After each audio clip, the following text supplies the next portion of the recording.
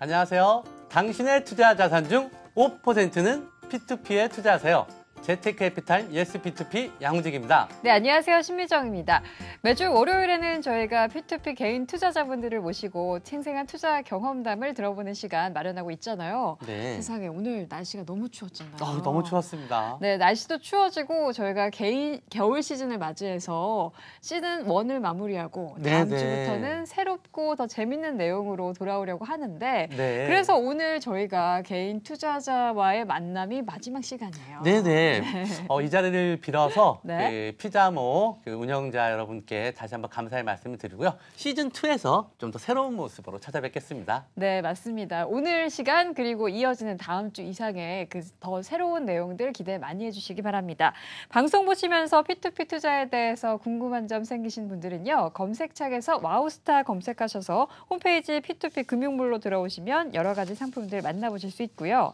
좀 더 자세히 알고 싶은 것이 있으시면 홈페이지 무엇이든 물어보세요에 남겨주시거나 전화 02-6676-0074 또는 카카오톡 와우스타 P2P 검색하셔서 친구 추가하신 후에 P2P에 대한 궁금증 무엇이든 물어보시면 저희가 방송에서 안내해드리도록 하겠습니다. 네, 그럼 오늘 방송 시작하도록 하겠습니다. 당신의 투자 자산 중 5%는 P2P에 투자하세요. 재테크 해피타임 예스 P2P 지금 출발하겠습니다. 출발!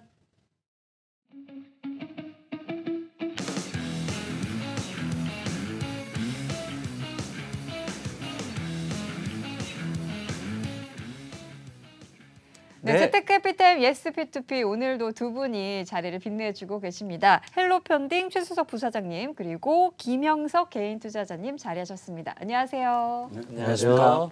안녕하십니까. 네, 오늘 저희가 시즌 1 마지막 날이다 언급을 해드렸는데 조금 더 특별한 것 같습니다. 네네. 오늘은 모델 느낌이 팍팍 나는 멋있는 분이 출연을 하셨습니다. 네, 김형석 개인 투자자님. 먼저 자기소개 부탁드릴게요. 예, 안녕하세요. 저는 30대 후반 광고 프리랜서이자 주식 투자자 그리고 P2P 투자자인 예비 아빠 김형석입니다. 네, 예비 아빠시라고요. 예. 미리 축하를 드리도록 하겠습니다. 축하드립니다. 예, 감사합니다. 네. 그러면은 앞으로 더 재테크를 좀 열심히 하셔야 될 것 같기도 한데 방금 전에 조금 주식 투자 경험도 좀 있으셨다고 하셨는데 뭐 얼마나 어떻게 투자하셨는지 좀 궁금하거든요. 때부터 했으니까 한 15년 정도 투자를 했습니다. 오래 하셨네요. 그러면 주식 투자도 하셨는데 P2P를 그럼 처음 알게 된 계기는 어떻게 투자를 하셨죠? 저 대학생 때부터 펀드랑 주식을 했었는데요. 결혼 후에 이제 좀 더 안정적이고 그러니까 적금보다는 조금 수익률이 좋고 주식보다는 좀 안정적인 투자처를 찾다가 접하게 되었습니다. 네, 말씀을 좀 해주셨지만 주식보다는 그래도 조금 안정적이고 적금은 수익률이 너무 낮으니까 너무 낮죠. 그거보다는 조금 괜찮은 투자처를 찾다가 P2P를 선택하신 것 같아요. 최수석 부사장님, 좀 공감하시나요? 당연합니다. 또 저처럼 P2P 회사에 종사하는 입장으로서는 더 큰 확신을 가지고 있습니다.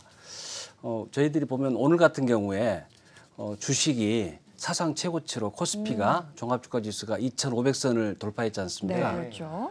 그래서 누구나 다 주식에 투자한 사람은 다 돈을 벌어야 되는데 실제적으로 안에 들어가 보면은 다 버는 건 아니죠. 변동성이 너무 크다 보니까 종목 선택도 잘해야 되고요. 그리고 적금은 너무 이자율이 낮지 않습니까? 2%가 채 안 되고. 그래서 P2P처럼 한 10%대 이상 이런 중위험, 중수익을 추구하는 P2P 투자가 아주 좋은 게 아닌가 생각합니다. 그러면은 우리 김형석 투자자님 P2P 투자를 시작하신 지는 그럼 얼마나 된 거죠? 투자 경험이? 한 1년 5개월, 한 17개월 정도 되고 있어요. 2년이 조금 안 되는 시간이네요. 그러면 그동안에는 P2P 투자를 좀 어떻게 하셨고 수익률이나 어떻게 되시는지 좀 궁금하거든요. 현재 22개 업체 40여 개 상품 투자 중이고요. 동산, 부동산, 배당금, 뭐 개인신용 등 다양하게 투자를 하고 있습니다. 현재 연체 몇 건 있긴 한데 담보 가치가 높아서 연내 상환 가능하리라 생각하고 있고요. 현재 수익률은 한 15% 정도로 15% 정도. 저는 만족스럽게 예. 투자를 하고 있습니다. 다른 네. 투자자분에 비해서는 좀 조금 높은 높은 편인 것 수준이네요. 같은데요. 네. 예, 그러면 투자 성향이 약간 좀 공격적이지 않나 싶은데 어떻습니까? 본인의 투자 성향은? 저는 주식을 오래 해서 그런지 기본적으로 좀 공격적인 성향을 갖고 있었는데요. 네. 결혼 후에 또 이제 출산이 2달밖에 안 남아가지고 네. 이제 점점 더 안정적으로 갈 예정입니다. 네. 그동안에는 다소 공격적으로 투자를 했지만 앞으로는 좀 안정성을 지향하신다라고 네, 네. 말씀을 하셨어요. 최수석 부장님, 예. 김영석 개인 투자자분의 투자 성향 예. 아무래도 지금까지는 좀 네. 공격적이었던 것 같은데 예. 이렇게 공격적인 투자 성향을 네. 가지신 분들이 조금 더 안전하게 수익을 네. 낼 수 있는 방법이 있을까요? 일단 제가 볼 때는 우리 김영석 투자자님은 네. 공격형 쪽에 가까우신 것 같습니다. 네, 네. 그러면서도 또 이렇게 안정적으로 수익률을 관리를 잘 하시는 것 같은데 공격적으로 또 이렇게 투자하시면서도 또 안정적으로 수익을 내는 방법은 딱 그거 하나죠. 상품 분석. 그게 최고죠. 상품 네. 분석의 전문가가 돼야 됩니다. 그래서 계속적으로 이런 P2P에 대한 SPP2P 시간을 보면서 이렇게 상품 분석의 전문가가 되어주시는 게 가장 좋은 길이라고 생각합니다. 공격적 투자자가 되는 가장 좋은 길은 상품 분석 전문가가 되어야 한다. 네. 네, 좋은 꾸준하게 말씀이십니다. 공부를 해야 되겠네요. 네, 네, 맞습니다. 네. 그러면 김영석 개인 투자자님, 지금까지 투자 지금 한 1년 5개월 정도 예, 투자하셨다고 그러는데 그중에서 가장 기억에 남는 투자 상품은 무엇입니까? 네. 제가 처음 P2P를 투자한 업체가 주식 수익금으로 큰 돈을 제가 투자를 했었거든요. 네. 근데 저는 이제 결과적으로는 2달 후에 중도 상한을 받긴 했지만 네, 네. 그 후에 이제 업체가 없어지고 CEO 리스크가 생겨가지고 그 이후에 이제 업체에 대한 경계심이 생기고 또 그것 때문에 분산 투자를 이제 철저하게 하고 있습니다. 네. 다행입니다. 예, 다행입니다. 그러니까요. 뼈아픈 기억이었지만 이를 통해서 조금 더 앞으로는 안전하게 투자를 하실 수 있을 것 같아요. 네. 그렇다면 최수석 부사장님 네. 좀 안전하게 업체를 고를 수 있는 방법이랄 게 있을까요? 여러 가지가 있습니다. 네. 근데 그 중에서 가장 쉬운 방법은 네. 한국 P2P 금융협회에 가입된 회사인지 아닌지 그거를 체크해보는 게 가장 좋은 방법이 되겠습니다. 아주 쉽고 말이죠. 네. 그리고 저 같은 경우는 그 회사의 경영진 그리고 당연히 어떤 상품을 출시하는가 그 상품에 대한 분석도 잘 하셔야 될 거고 그 상품을 출시하기 전에 어떠한 투자 심사 분석 과정을 거치는지 그것도 잘 챙겨보시는 게 중요할 걸로 생각이 됩니다. 네. 김현석 개인 투자자님 방금 전에 말씀을 하셨을 때 네. 중도 상한을 받고 그 P2P 업체가 없어졌다고 그랬어요. 없어졌어요. 근데 더군다나 처음 투자했을 때 주식으로 수익금을 큰 수익금으로 투자를 해서 투자 금액이 네. 상당히 컸을 텐데 그렇죠. 처음 투자했을 때 아마 깜짝 놀라셨을 네. 것 같습니다. 이제 처음에 이렇게 투자했을 때 깜짝 놀라셨을 텐데도 계속 이렇게 P2P에 투자하고 계시는데 P2P 투자의 매력이 뭐라고 생각하시나요? 업체와 상품에 대한 분석을 맞추면은 리스크를 좀 줄일 수 있고 네. 그 다음에 수개월간 안정적으로 이자를 받을 수가 있습니다. 네네. 또 이제 자신의 투자 성향에 따라 다양한 이율과 상품군의 투자처가 존재하는 게 매력적인 것 같습니다. 역시 여러 가지 매력이 있기 때문에 P2P에 투자를 꾸준히 그런 것 하고 같습니다. 계시는 거겠죠. 네네. 그럼 앞으로의 P2P 전망도 좀 밝게 보시는 편인가요? 예, 제가 지금 현금 자산은 60% 정도 투자 중인데요. 오. 네. 향후 증액 예정이고요. 분산 투자를 하다 보니까 어쩔 수 없이 이제 연체가 발생하게 되는데 이는 어느 정도 안고 가야 된다고 생각을 하고 있습니다. 네, 네. 예상 가능한 정도의 연체라면은 관리를 할 수 있다면 현재는 가장 좋은 투자처라고 생각합니다. 네네. 연체 관리가 가능하다. 이거 어떻게 하는지 저도 잘 그러니까요. 모르겠는데요. 연체 그게 관리를. 관건이죠, 사실. 그렇죠. 네. 연체가 관리가 될 수 있는 게 아닌 것 같은데 일단 또한 동일한 질문 우리 최지석 네. 부장님한테도 여쭤볼게요. 예. 몇 번쯤 제가 질문을 드렸던 것 같습니다. 예. 앞으로 전망 어떻게 보십니까? 예, 요즘 이제 언론 보도 등을 통해서 P2P 회사들의 연체나 부실이 이제 이렇게 수면 위로 많이 떠오르고 있습니다. 네. 그래서 아마 우리나라에서 P2P가 본격적으로 이렇게 활성화되면서 어떻게 보면은 지금 한 1년 차 정도 지나고 있다 보니까 나름대로 성장통을 앓고 있다고 보여집니다. 그리고 많은 P2P 회사들이 연체나 부실을 해결하기 위해서 나름대로 고민을 많이 하고 있는데 한 2, 3년 정도 지나면은 즉 한 2020년 정도가 되면은 이런 여러 가지 과정을 통해서 P2P 회사들이 상품을 보는 눈이나 관리하는 능력이 좀 더 고도화돼 가지고 아무래도 우리나라 뭐 제가 판단할 때는 우리나라 전 국민의 재테크 투자 선호도 1위가 되지 않겠느냐 감히 자부하고 있습니다. 그래서 왠지 P2P 업체에 몸을 담고 계시니까 그래서 그런 것 같은데요? 좋은 얘기만 하고 계시는 게 아닐까라는 생각도 조금 드는데 그렇다면 혹시 주의할 사항이 있지 않을까요? 네, 뭐 주의해야 될 사항이 많습니다. 네. 이제 높은 수익만을 쫓다가 보면은 아무래도 원금에 손상을 입게 될 가능성도 많습니다. 네. 그래서 우리가 항상 하이 리스크 하이 리턴이죠. 네. 그래서 그만큼 높은 수익률에는 그만큼 위험이 따르다는 것을 충분히 이렇게 인식을 먼저 하셔야 될 거고요. 그래서 묻지마 투자는 절대 안 됩니다. 네, 아무리 그럼요. P2P 회사에서 과도한 그러니까 높은 리워드라든가 여러 가지 어떤 당근을 제시하더라도 과연 그 당근이 먹을 수 있는 당근인가 잘 봐야 될 겁니다. 그래서 일단 P2P 회사와 상품을 철저히 검증하고 거기에 따라서 담보의 안정성 그리고 상환 지원의 이제 명확성 그거를 잘 살펴보는 게 가장 중요하다고 생각을 합니다. 네, 그렇군요. 김혜선 개인 투자자님은 지금까지 P2P 투자의 장점에 대해서만 쭉 얘기를 해주셨는데 그렇죠. 단점도 있을 것 같아요. 그럼요. 그렇죠? 예. 어떤 단점이 있습니까? 제가 생각하는 단점은 현재 그 P2P가 법적인 테두리가 없어서 법제화가 돼 있지 않아서 네. 조금 표준화됐다고 해야 되나요? 네. 그런 게 조금 부족해 보이고요. 음. 그 다음에 이제 많은 투자자분들이 가장 걱정하는 높은 세율, 높은 세율, 예, 27.5%. 많은 분들이 얘기하셨죠. 높은 세율이고 또 이제 원리금 수취권이라는 다소 애매한 저희가 투자한 다음에 받는 원리금 수취권이라는 증서, 네. 즉 투자자 보호 장치가 조금 부족하지 않나 그렇게 생각하고 있습니다. 네, 저희가 P2P 개인 투자자분들을 만날 때마다 꼭 하시는 이야기가 네. 27.5%라는 세금입니다, 세금. 세금 너무 높다. 네, 세금 네. 얘기가 나왔으니까 말인데 네.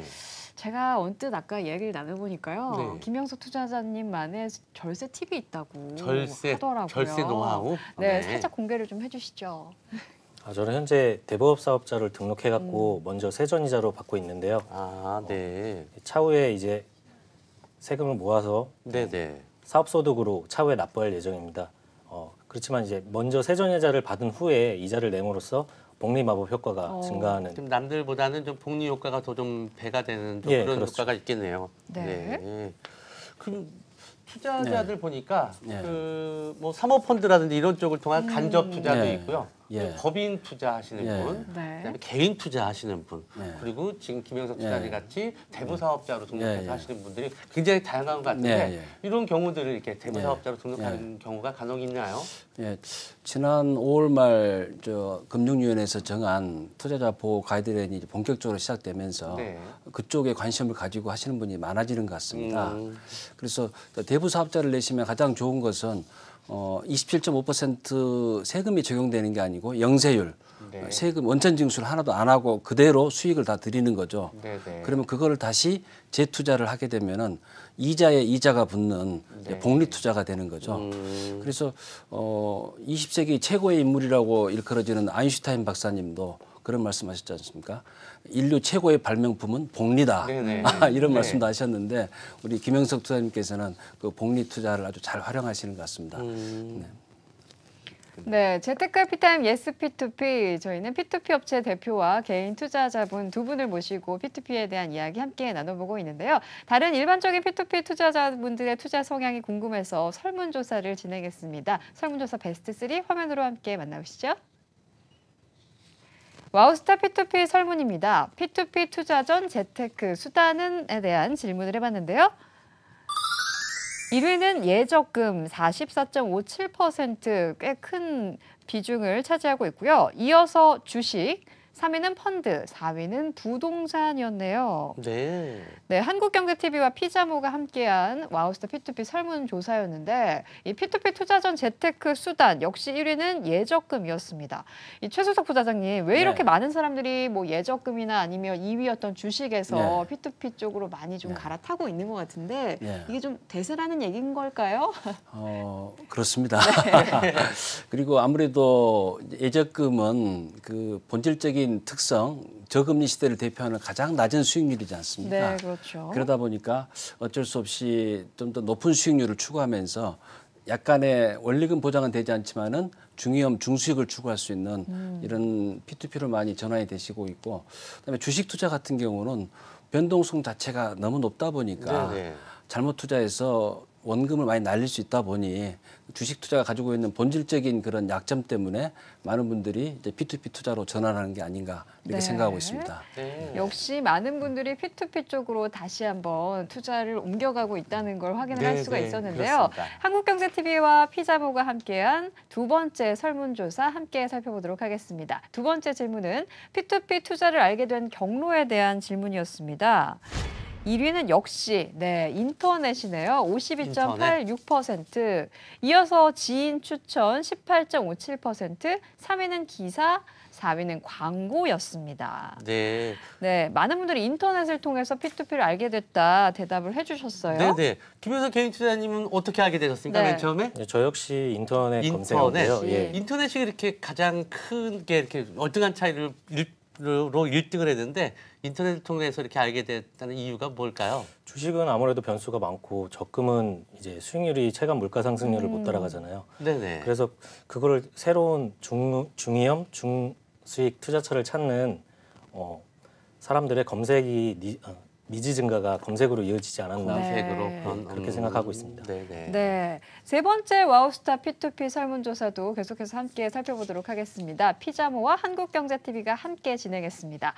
세 번째 질문, 투자를 결정짓는 기준은? 이라고 물어봤는데요. 1위, 플랫폼 신뢰도다. 41.48%가 대답을 해주셨고요. 이어서 안정성 39.26%, 3위는 수익률, 이어서 투자 기간 순으로 응답을 해주셨습니다. P2P 투자를 결정짓는 기준 역시나 1위는 플랫폼 업체인 것으로 드러났는데요. 자, 플랫폼 업체, P2P 업체 안정성을 어떻게 검증해야 할 것인가에 대해서 많은 분들이 좀 궁금해하실 것 같아요. 최수석 부사장님께 좀 질문을 드려보겠습니다. 예. 플랫폼의 신뢰도 정말 우리 그 투자자분들이 제대로 이렇게 제대로 된 투자를 하고 계시는 것 같습니다. 제가 봤을 때는 즉 플랫폼이 제대로 살아 있고 제대로 상품을 검증하고 투자자분들한테 손실을 전혀 끼치지 않는 그런 좋은 상품만을 내야만이 되는 거고 그 자체는 계속적으로 연체율이라든가 부실률의 제로화 이런 쪽으로 나갈 겁니다. 그래서 투자자분들이 결정할 때는 반드시 1위는 플랫폼 신뢰도가 돼야 될 거고 두 번째는 아무래도 그 저기 나온 것처럼 어떤 그 두 번째가 뭐였죠? 안정성. 네네. 상품에 대한 안정성. 상품의 안정성. 네네. 그 자체는 사실 플랫폼 신뢰도와 안정성은 같이 간다고 볼 수도 그렇죠. 있는데 네. 따로따로 나누다 보면 그렇게 된 거고요. 저희 같은 경우도 이제 저는 직접 헬로펀딩에서 상품을 만들고 있습니다만은 저희 헬로펀딩은 나와 내 가족이 투자할 수 있는 그런 상품만을 만들겠다는 그런 모토를 가지고 있거든요. 그러면서 당연히 그러니까 저는 제가 만드는 상품에 투자를 하는 거죠. 그리고 제가 다른 P2P 회사도 투자를 합니다.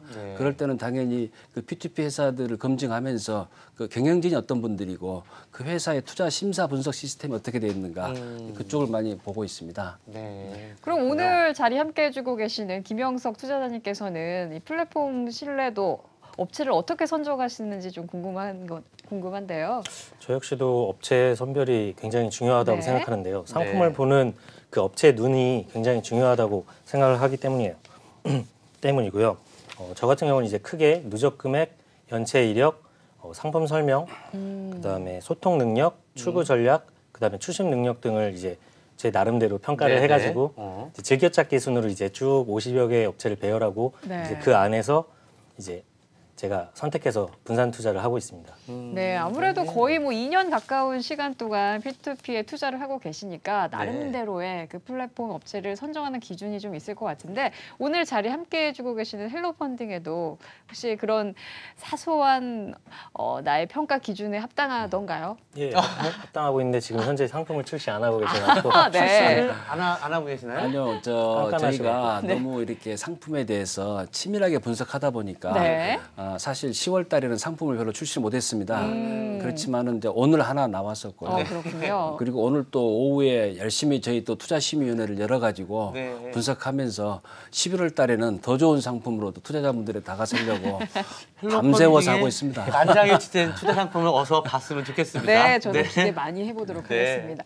이왕 이렇게 두 분이 대화를 나누신 김에 오늘 직접 자리해 주셨으니까 김영석 투자자님께서 헬로펀딩 대표님께 좀 P2P 투자에 대해 궁금하셨던 것들 질문을 해보시는 게 어떨까 싶어요. 현재 내년부터 지금 최고율이 27.9%인데 네. 24%로 변동이 되고 있는데 업계들은 어떻게 대처를 하고 있는지 궁금합니다. 예. 지금 이제 내년 2월부터 최고 이율이 24%로 제한이 되게 되는 거죠. 그렇지만은 지금 대부분의 P2P 회사들은 대출 이자율을 24% 이하로 적용하고 있는 거죠. 그렇죠. 그리고 특히 또 한국 P2P 금융협회에 소속된 P2P 회사들은 20% 미만을 적용하도록 그렇게 나름대로 이렇게 가이드라인을 적용받고 있습니다. 네. 그래서 그 부분은 최고 금리가 떨어지더라도 훨씬 그 밑에서 이렇게 적용되고 있기 때문에 큰 문제는 없을 거고요. 아직까지는 경쟁력이 있다. 네, 대출자나 투자자 입장에서 봤을 때. 예, 그렇습니다. 네. 네, 계속해서 궁금한 점 혹시 또 있으셨다면 질문 이어가시면 좋을 것 현재 같은데요. 업체들이 연체율과 부실률만 표시하고 있는데요. 연체율과 부실률. 좀 더 세분화해서 예. 단순 지연율, 연체율, 부실률, 그다음에 부도율, 뭐 연체 상환율 뭐 이런 식으로 좀 더 자세하게 표기를 해줄 수는 없는지도 궁금했습니다. 아주 굉장히 좋은 제안이라고 생각합니다. 현재 대부분의 회사들은 연체율하고 부실률 두 가지를 주로 이렇게 표시하고 있습니다. 그렇게 하고 있죠. 그렇지만은 투자자분들이 자세하게 그 회사에 대한 내용을 파악할 수 있도록 이런 어떤 단기 연체, 그러니까 연체에 잡히지 않는 그런 어떤 단순 지연이라든가 또는 연체 후에 어떻게 정리했는지, 연체 후 상환율 이런 것도 잘 표시하는 게 굉장히 중요하다고 생각이 됩니다. 단순 지연율이라고 했는데 그건 어떤 의미인가요? 단순 지연율이요. 단순 지연. 저도 처음 들어보는 단어라서. 용어로서 딱 이렇게 정해진 용어는 아닙니다만은 현재 P2P 금융협회에서 정하는 연체율이라는 것은 이자라든가 원금이 납입해야 될 날로부터 30일이 지난 경우를 그때부터 연체를 잡고 있거든요. 예, 그렇죠. 근데 지금 말씀하신 우리 김영석 투자자님께서 말씀하신 것은 단 하루만 지나더라도 지연이 됐으니까 그거를 표시하자 이런 말씀이시죠. 그런 질문. 네. 저희 P2P 회사들도 앞으로 이제 그런 방향으로 나가야 될 거로 생각됩니다. 왜냐하면은 좋으신 제안 주신 것 같습니다. P2P 회사들은 고객 또 투자자분들한테 가장 중요한 게 신뢰거든요. 그렇죠. 그러려면은 우리나라에서 가장 신뢰를 받는 금융기관은 은행이지 않습니까? 그러면 은행보다도 더 높은 그런 연체율 관리를 해야 되는 거거든요. 그러려면은 단순 지연도 표현하는 게 투자자분들에 대한 당연한 의무가 아닌가 이렇게 생각이 됩니다. 굉장히 수준 높은 질문과 답변이 오가고 있는 것 같은데요. 그렇습니다. 혹시 한 가지 더 질문이 마련돼 있나요?